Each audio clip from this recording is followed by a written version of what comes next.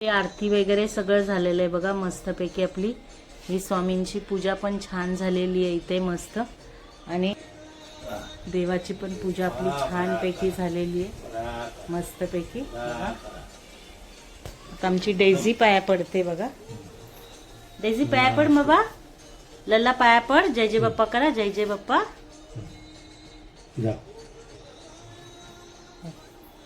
दे दू.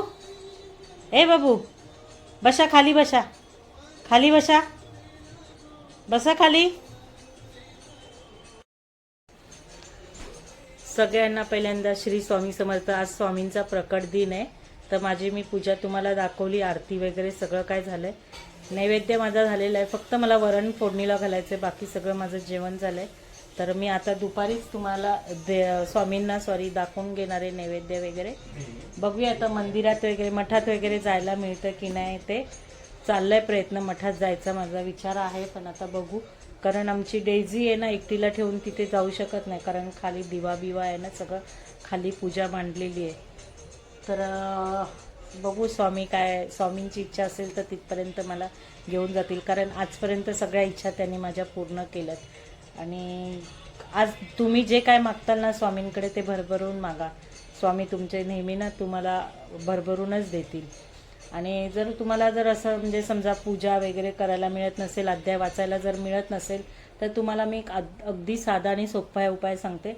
कोणत्याही गुरुवारी तुम्ही सकाळी ना आपलं ते ब्रह्ममुहूर्त असतो 4 ते 5:30 पर्यंत, त्या मुहूर्तावर उठून तुम्ही फक्त 21 दिवस स्वामींना प्रार्थना करा, त्यांचं नामस्मरण करा, आणि जे तुमची इच्छा आहे, जो संकल्प आहे तुमचा, ते स्वामींना बोला, ती तुमची स्वामी इच्छा पूर्ण करतील.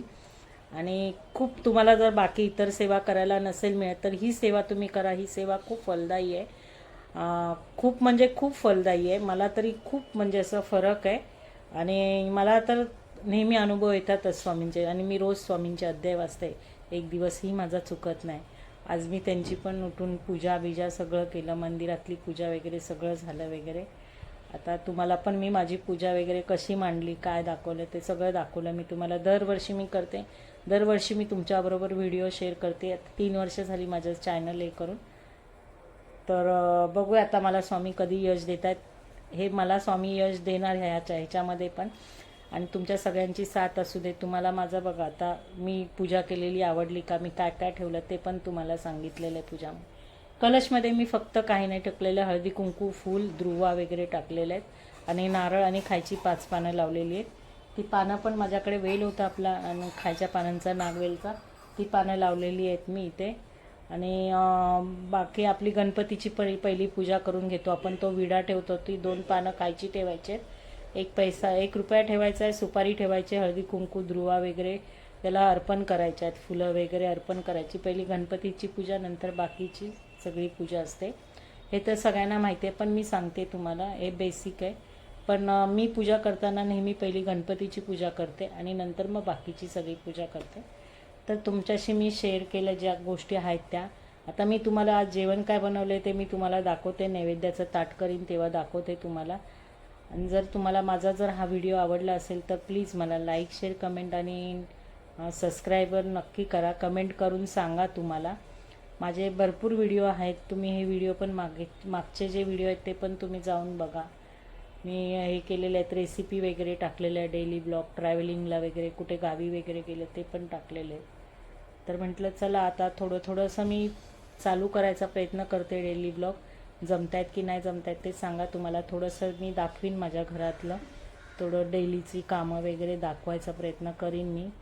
तर तुमची साथ असू द्या मला, आणि तुम्ही साथ द्या. स्वामी तर देत आहेत, तशी तुम्ही पण मला साथ द्या. तर चला आपण थोड्या वेळाने भेटूया. तर आता आपलं नैवेद्याचं ताट इथे तयार झालेलं आहे. मी बघा, वरण भात, पापड, छोल्याची भाजी केलेली आहे, हे आपलं हे केलेलं आहे, पुरणाची आमटी केलेली आहे, आणि इथे आपलं हे बेसनचा झुणका केलेला आहे सुक्का, दही, ही शेंगदाण्याची चटणी आहे, पुरणपोळी, कांदा भजी. हे बघा, असं आज स्वामींचं नैवेद्याचं ताट आहे माझं.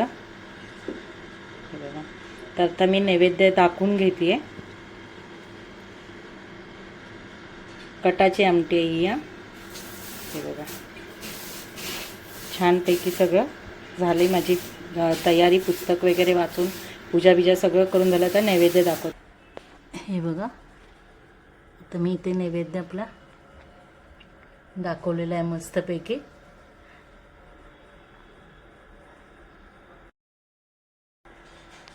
तर आता मी हा व्हिडिओ इथेच संपवते. तुम्हाला जर माझा हा व्हिडिओ आवडला असेल तर लाईक, शेअर, कमेंट आणि सबस्क्राईब नक्की करा.